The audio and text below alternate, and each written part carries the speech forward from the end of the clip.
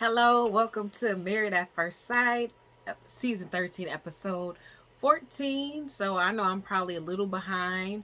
I'm just going to make quick because I really didn't take a lot of notes. So I'm just going to do kind of like a quick recap of everything. Hi, my name is Tiffany Little. Um, Again, this is part of or what I call TR reviews. It's been a while since I did a review.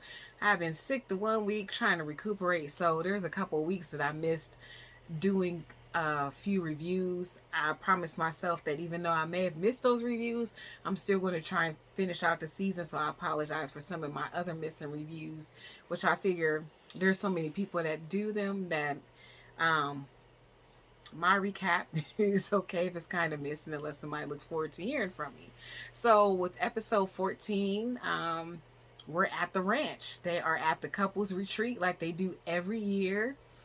We see, we get Johnny and Bao, Brett and Ryan, Michaela and Zach, Merlin and Gil, and Rose or Jose and Rachel. So this episode, there was not really much going on with Jose and Rachel. I kind of commented, just noticing recently that Jose has been pretty quiet on the end ever since the incident that happened with him a few weeks ago. He's been kind of pretty chill. So Jose hasn't been acting, like Jose knows it all. He's been kind of low key, him and Rachel. I think the biggest thing this episode really wasn't. There wasn't a lot. We get a little bit of Merla and start with well, I'll go to Merla and Gil. Nothing much really happened with them. I just noticed that Merla a lot of time is quiet. When Gil comments, with Gil and Merla, the most she probably had is, Gil just kind of speaking to Merla. Merla, I'm not going to say she was complaining because the biggest thing was Merla. We see in the beginning of the episode, Merla grew up on the ranch, or sometimes she talked about, because she's of Mexican descent, her family would go down to Mexico, and a lot of times she rode the horses. So at the beginning of the episode, I guess she kind of grew up a little bit on the ranch. And she said that's why she no longer lives on one or owns any of the clothes. We find Merla at one point as they're going up there, she almost trips and then she asks the producers, please do not roll that back or show that again, which is kind of funny. It's kind of cute to see her and Gil interacting a little bit more and more. At one point, we see her kind of jumping on the back, and then we get to the biggest thing, which is the horseback riding. Merla is riding on the horse, and she's excited because she says she loves it, enjoys it. And finally, we see something that Gil is doing that he's not very apt, or, he talks about his fear of horses. And so, I know we always talk about Merla complaining and fussing and saying this, but I think in this episode when she said she wanted to ride the horses longer, I didn't take it as her complaining about it. I guess sometimes when people complain so much, it sounds like it's one more thing. But I kind of took it as because she says she loves riding the horses. You know how when you enjoy something, sometimes you want to do it longer or it feels like it ended quickly. So, she wanted to enjoy it. I know, Gil said something to her about complaining. She said, I receive it. She's working on it. And that's one thing I can say about Merla starting at the beginning of the season being very complaintive and being very rigid and not movable, to now she's a little bit more flexible and just a little bit more compliant, or compromises more. I shouldn't say compliant, but she's open more to compromise in the marriage with her and Gil. I just don't want Gil to get to the point where, because he's so used to her, that he treats her like a kid. And I think sometimes he does kind of treat her like a kid. I don't know if that's because she's kind of spoiled and has like brat-like behavior, but I really like them as a couple, and I hope Gil doesn't get so used to feeling like he always has to say something, that hopefully he enjoys the time that he spends with her, because Merla really seems to love him. She always has beautiful things to say about him. He's a good husband. She appreciates how he's honest and she can handle the honesty. And I think that's the one thing I kind of like about her. I thought it was funny when they kind of do the whole scene, and I get to that when everybody kind of talks about, who would rather be somewhere else, Merla, an introvert. And I get it. If anybody doesn't understand the nature of an introvert, once she said she was an introvert, it made sense because I am an introvert by nature. So I do a job that's, I'm a chaplain. I talk to people all day, interact with people all day. At 5 o'clock, and if I go past that, it's like somebody, basically, you might as well just take the batteries out of me. But at a certain time, I am so ready to just be like, my day is over. Like, I love people, I love interacting, but as an introvert, it is, you don't get energized off of people. People actually kind of drain you, even if it's a good draining. People drain you. Unlike Gil said, he gets energized because he's an extrovert. So they're on the opposite end. Extroverts, they get hyped, they get around people, and people fuel them. Not with an introvert. After so long, you're done. And it's not because you're trying to be antisocial. It's just something in you that just needs to go and refuel and replenish. And at the end of the night, you could be good with a book, a movie, playing a game. That's just how it goes. So that's Merlin and Gil. We get to Bao and Johnny. I'm not going to stay on them too long because, Johnny, he got on my nerves. But it was so funny this episode. He was like, he just wants to stay away from Bao as much as he can. Well, guess what? Bao paid you, Dustin. I think she feels the same way. I love how Bao came to an understanding of who she is and what she was willing and not willing to take anymore. She gave us the story of growing up in a household where her father, especially if you go back to some of the episodes, we're talking about her father was kind of alcoholic. Before things got better, he was very verbally abusive to her mom.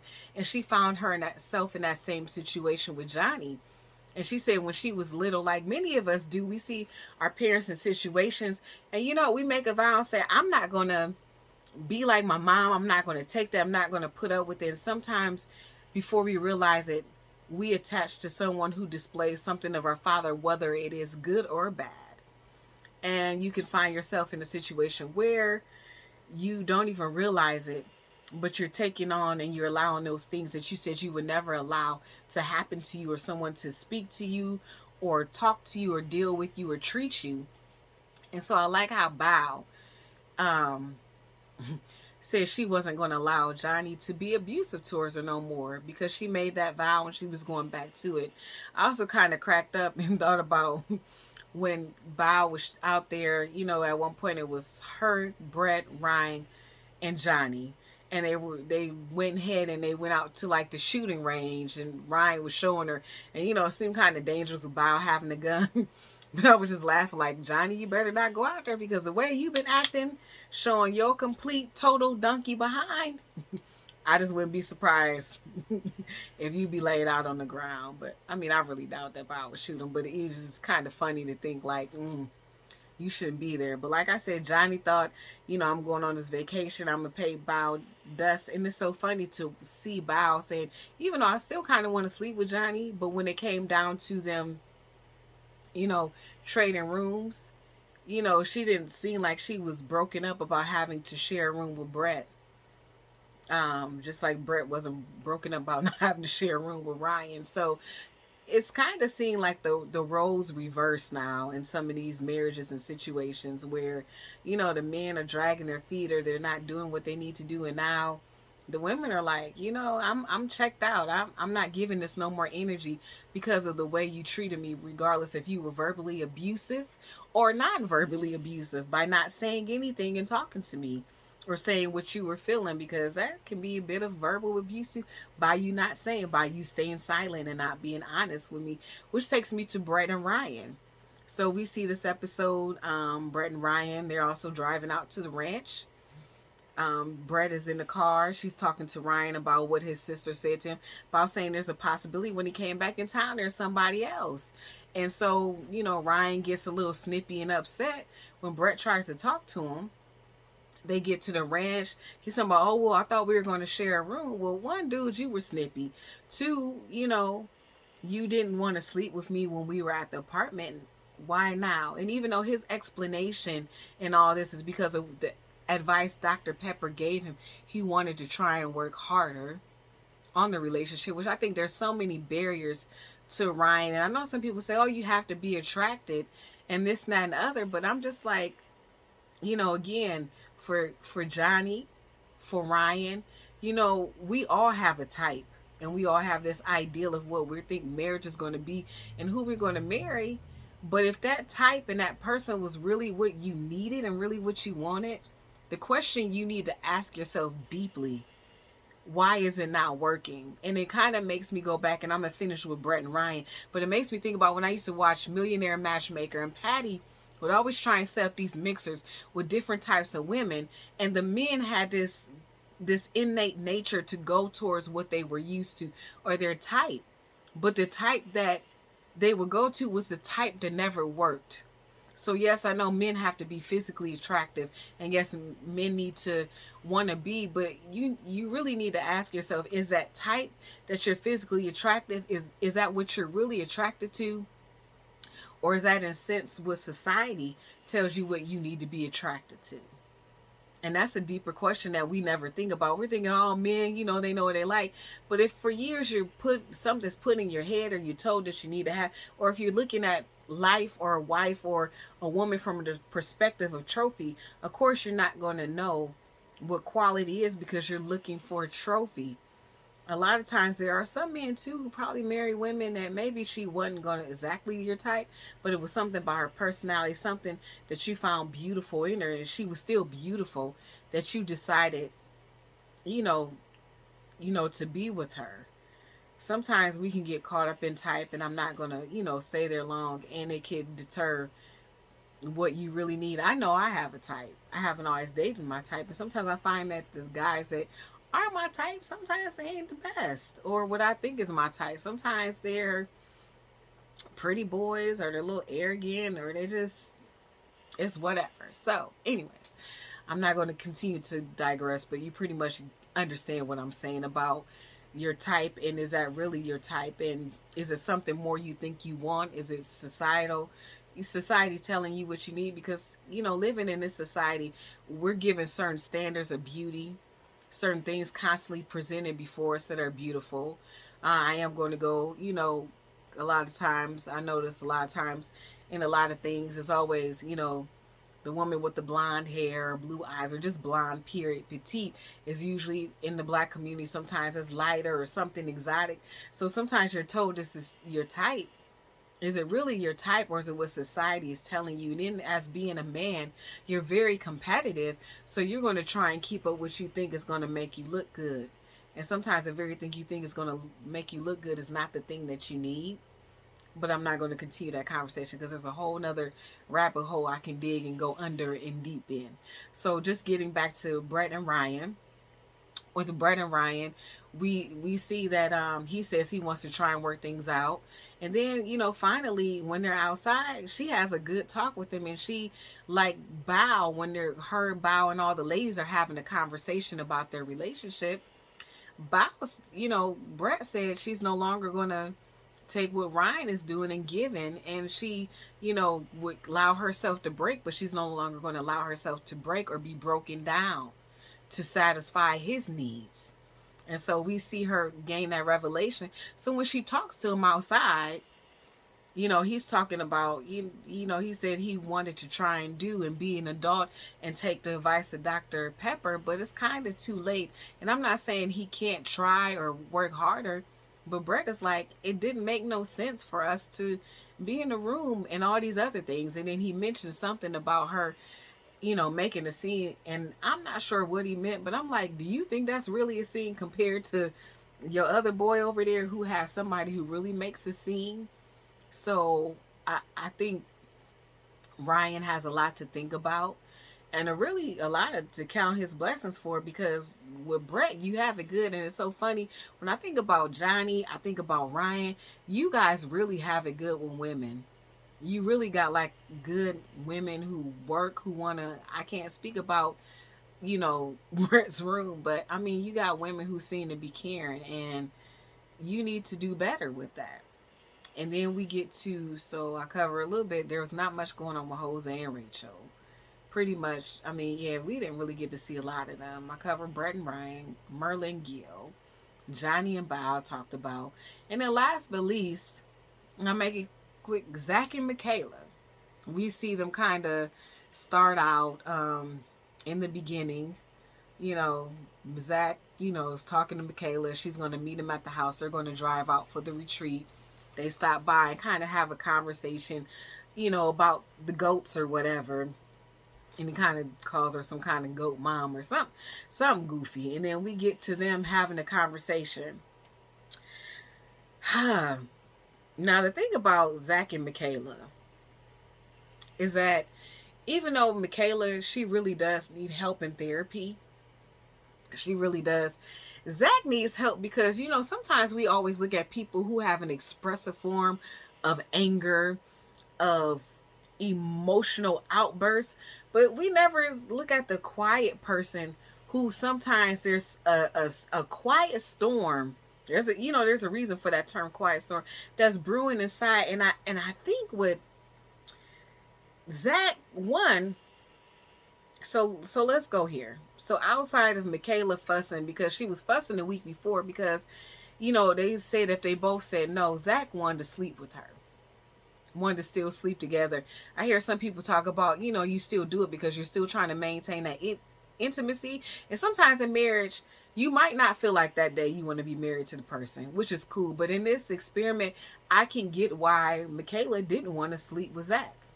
If you're going to say no to me, and he may not want to say no overall, but he might have been feeling, because depending on if they had a disagreement and argument, he might feel like, I don't know today, I don't know. It might have been shaky. So that could be his reasoning. He did not explain that. And we didn't get that. We just see the tail end of the argument, and we just see Michaela being upset. So with that, Michaela doesn't want to sleep with you. I get it. If you're not going to say no to me, then I'm going to go ahead and disengage and sever and not set myself up for that part emotionally. So we're fast forward to here. They're here, and now Zach is like, do we get to sleep together? And she's like, yeah, sure. And she's like, why? Because it's fun. Why is it fun, Zach? So just keep that in mind. Zach, in spite of everything else, his complaints, he still wants to sleep with Michaela. To me, that is just as toxic as the behavior she displayed. If this woman, so hold on, just keep that in mind. We're just going to put a pin in that right there. Him wanting to sleep with her, even though he's not sure about certain things. 2, we get to see some of the scenes where he's kind of looking at Michaela like scary at the dinner table. We get to where they're having a conversation, and that conversation when they're outside. And so they had already talked about what they were going to do as far as like staying married, getting divorced. No, they were going to get divorced, then date each other for a while, and then see where it goes while they work on inner healing, and then get married. Somehow the conversation got started up again. Zach is like, we already talked about this, because all of a sudden Michaela's getting upset. Then she sit here thinking that doesn't make sense. Because if you're not getting well, I'm not getting well. I'm not, too much of me is not going to change. Yeah, there's going to be some healing, but I'm still going to be me. Which she had a valid argument. I think what threw everybody off with Michaela is Michaela shows her emotions in bursts of anger or outbursts.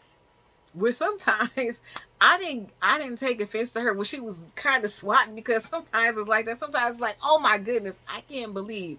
So I don't know. I'm pretty sure I've done something where I haven't always showed, I guess, maybe the most mature behavior. But I can kind of get her just running off, and then she comes back laughing. Because sometimes you had a moments like, I can't believe this ninja. Did you just really say this? So even though it felt like an outburst in that moment, I didn't take it as, because when she ran back laughing, I could see why. I could see it. Because we're having a whole conversation. You're talking about divorcing me, dating me, and then I'm still going to be me. And then you're telling me in another breath that I make marriage hard for you. So why would you even want to go back through the process and do all this? It's ridiculous, and I'm still going to be me. I may do some inner work, and you need to do inner work, but you're saying you're ready to be married, but not to me because I make marriage hard. How about marriage was going to be hard regardless because it's work? And I don't know if Zach would have had anybody else. I know they had one other young lady they showed, and I kept wondering what happened to her. So I don't know if it was down to her, Michaela, and what made them choose Michaela over her. When you kind of go back to the original special when they're doing the interviews, there's a couple people that didn't make it, but I never remember them showing them letting her know or not showing this one young lady being in the process. And I kept saying, what happened to her? And I don't know if, her is that, I don't know what it would have been like had that you got her instead of Michaela. But I think Michaela's personality maybe showed. I think the other girl had a personality, but I don't know. I don't know. But as I digress, I'm coming back. And then we get to the scene in the bedroom. Now, this is where things get iffy. I don't agree with Michaela's kind of pettiness. And I think with them, they bring their family in it a lot, their brothers and sisters. And I don't know, maybe because of the communication and everybody, which could make that family dynamic beautiful. But then again, it makes it hard. And I think the hardest part of dealing with Michaela is Michaela says all the right things. She knows what to say. She knows the textbook clinical ways to say. She knows how to articulate. It's just that the way she articulates and her actions or her behaviors don't match. And so that's where it kind of like, Michaela, it looks like you're lying. Even if that's what you really, even though you may have gotten the help or the terms or the things that you're supposed to do, your actions not line up. There hasn't been a transformative work. You have the knowledge, but the knowledge doesn't have you. And so I think that's the issue, because we see at certain points, again, they kind of go back to the argument. Michaela tells him to get out.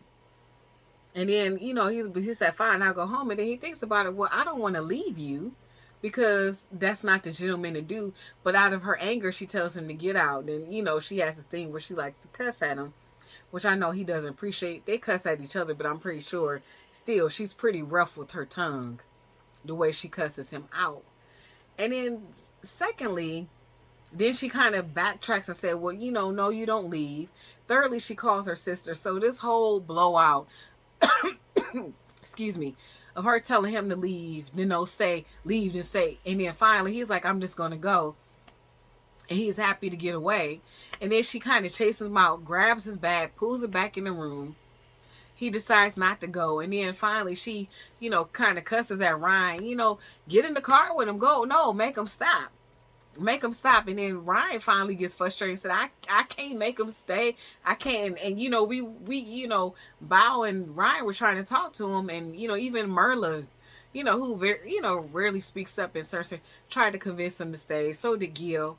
And then Michaela comes out, and of course she's angry and whatever, and when he doesn't, she's going in, she's flipping tables, turning over benches. So she's very angry. And later on, she goes to get into bed with Bao and tells Bao, about the disagreement. And he said he's going to up and leave. So, in both cases, both of them not honest.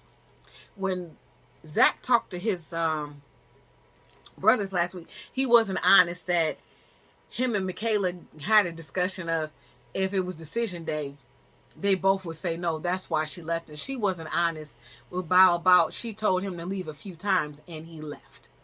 So now that we got to see the category 5 Hurricane K, I'm going to go back to Zach, because for one, Zach is confusing. He's very passive aggressive. And 3, if Michaela is crazy and you're not sure, why do you want to sleep with her?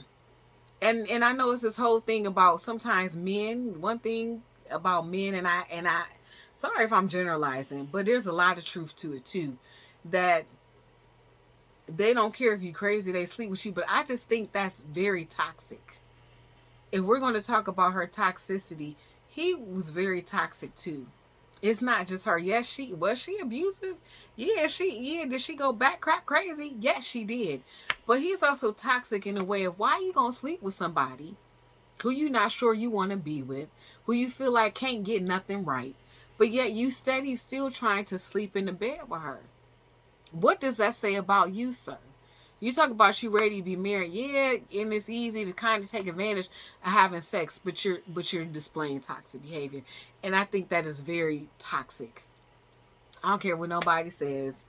I think they're both at fault. I think he's at fault for not just being honest when he should be.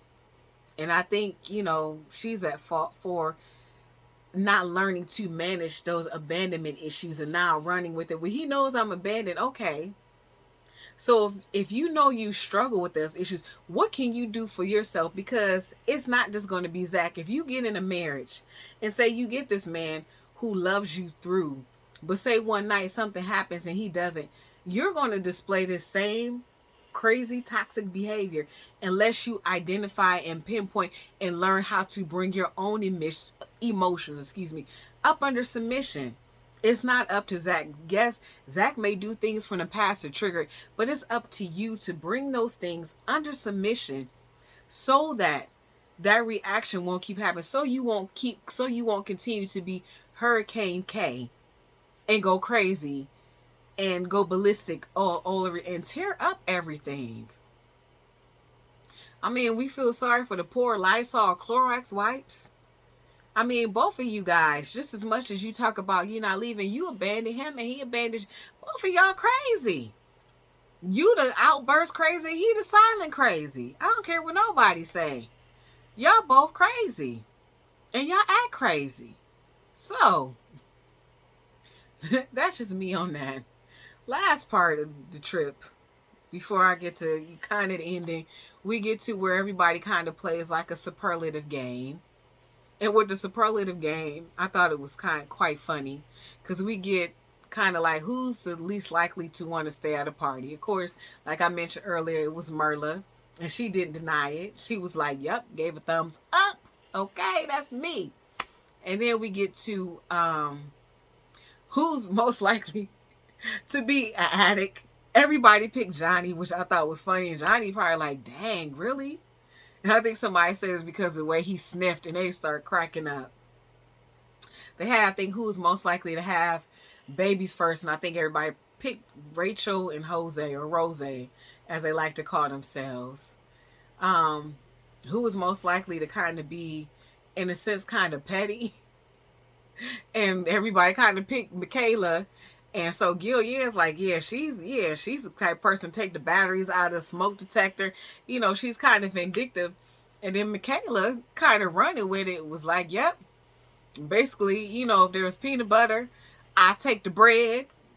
If there was a plank in the floor, she said, if there's wood on the floor, I'm going to take the plank. She just kind of went on. I thought it was kind of funny. Some people say it's crazy. I kind of got where she was going. Because, you know, some of us kind of, when we're making jokes, we make stuff. I think the thing that made it dangerous because it was Michaela and because how petty she was. But a lot of us can be petty too. I know some of us be like, "Ooh, I think about human behavior. Some of us can point the finger, but some of us, we know that's us. We may not get to Hurricane 5, or we may be quiet with it. But if you petty, you petty. It don't matter if your petty is a quiet storm or a hurricane category 5. If you're petty, you're petty. That's all I'm gonna say. Pettiness, whether it's quiet pettiness or loud pettiness, can still hurt somebody. It can still cause issues. Because at the end of the day, you petty as heck. So there is no, I mean, I can say there's levels of petty, but petty is still petty. Okay? I'm trying to think. I feel, and then they asked something about who was like the most dramatic or the drama queen or something. And Bao put Johnny and put a crown on his head. Then the producer, Shady, they gonna put Johnny's face in the mirror. I thought it was funny. And I was like, well, Johnny, you ain't got to bow. She done. She's so over it. She is so over it. And she was letting you know, shots fired. I got your number. So all this trying to stay away from her, even though they drove home. And I think even when they were driving, I think up and said something about, she said, I don't know, I can't remember the line, but somewhere along the line about the company you have or whatever, having good company. And it was funny because Bao was like, yeah, why you think you trying to avoid me? I'm paying you dust, sir. Dust. Do you see the dust? And it's not just the dust balls that's falling because we are on the ranch. This is my dust even going back into the city. So that's pretty much it of Married at First Sight, season 13, episode 14. I'm trying to think if there's anything else. I think that's pretty much it. Next week, I believe we only have 2 weeks left of the season. I think 15 and 16. And then Yeah, decision day is 16, and then after that I think maybe one or maybe episode 17, 18, because they do a reunion. I don't know if they're going to do a two-part reunion. They really don't need to drag it out because we really don't need to see 4 hours of a reunion. I'm trying to think if there's anything else in the episode that was kind of funny, because the producers show a lot of stuff, kind of like even in the middle of the argument with Michaela and Zach, and they went back 10 minutes earlier to show what she said. Um, I love the producers. I think the producers between them and Real Housewives of Potomac, I don't know if it's something going on in these production rooms where they're kind of doing the flashbacks, but they're pretty funny on these shows. So, but yeah, we only got a couple more weeks to decision day. I wish they would have did like they did. I don't remember if they did it last season, but the season before, they did it where they decided to kind of implement decision day before the actual decision day. I think they did a season 11. I don't think they did it last year, but they did a season 11, and I thought that was kind of a good thing because you had Olivia and Brett in that one breakup. Oh, and one more comment. I know everybody's probably like, "Oh my goodness, this is probably the worst retreat ever," but this is not the worst retreat. Going back season 9, I think, Brandon and Taylor. Remember the whole explosive thing that happened with them? Kind of like similar what Michaela did to Zach. Kind of like how Michaela kind of pushed Zach on the bed, even though we didn't see it. Kind of like Taylor putting her hands on Brandon. So, you kind of had these two toxic couples, except I think in the situation, Brandon displayed his toxicity as much as Taylor did. They both were just young and toxic and didn't even think about their attitudes or the things they were doing.